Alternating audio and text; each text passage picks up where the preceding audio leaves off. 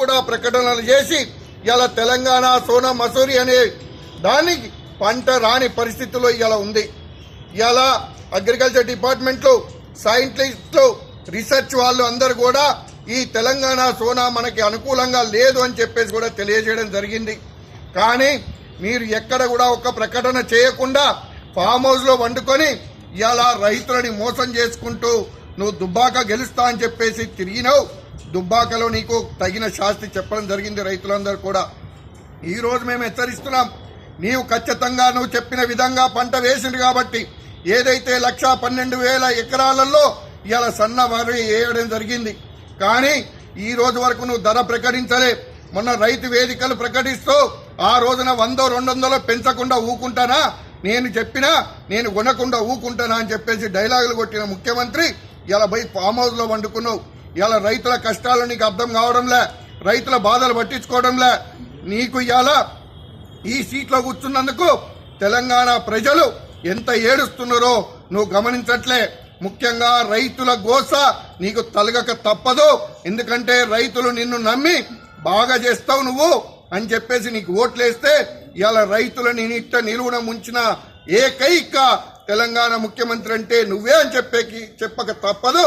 ఎందుకంటే నీవు ఈ రోజు ఏదైతే ప్రకటన చేయకపోతే మాత్రం ఖచ్చితంగా నీకు ఎన్ని దాడులు జరిగినా నీ ఎమ్మెల్యేలు ఏ ఊర్లో కూడా తిరగలేని పరిస్థితి రైతాంగం తీసుకొస్తుంది.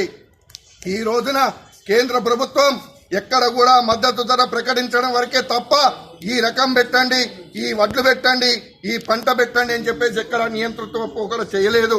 కానీ నువ్వు పత్తి పెట్టండి, మక్కలు పెట్టకండి, వడ్లు ఇదే రకం పెట్టండి అని చెప్పేసి ప్రకటన చేసిన ఒక బాధ్యత గల ముఖ్యమంత్రిగా నువ్వు అన్ఫిట్ తప్ప ఇంకొకటి లేదు.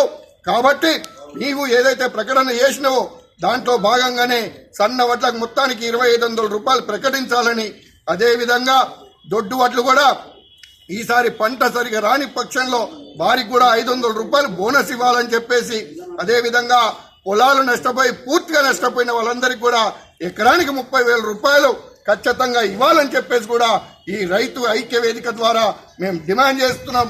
లేకపోతే మాత్రం ఈ 4 రోజులు ఖచ్చితంగా సోమవారం కానీ బుధవారం కానీ మళ్ళా కూర్చొని డిస్కషన్ చేసిన తర్వాత మాత్రం రైతుని ఆపే మొగోడు ఏ పోలీస్ వ్యవస్థ గాని ఏ మిలిటరీ వ్యవస్థ గాని ఆపలేరు.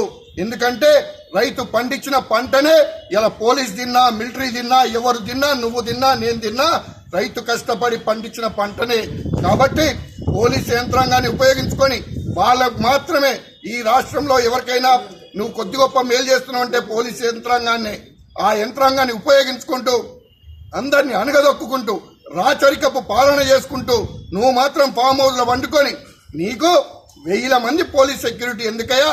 అందుకే పోలీస్ రిక్రూట్మెంట్ మాత్రం చేసి మిగతా ఏ ఉద్యోగాలు కూడా రిక్రూట్మెంట్ చేయకుండా ఉన్నావు. కాబట్టి హెచ్చరిస్తున్నాం, ఈ రైతులు తలుచుకుంటే బడితే పూజ తప్పదు మీకు. మీ ఎమ్మెల్యేలకు మీ మంత్రులకి రైతులుగా పట్టుకునేది బడితేలే అని చెప్పేసి కూడా హెచ్చరిస్తూ ఖచ్చితంగా 2,500 ప్రకటించాలి.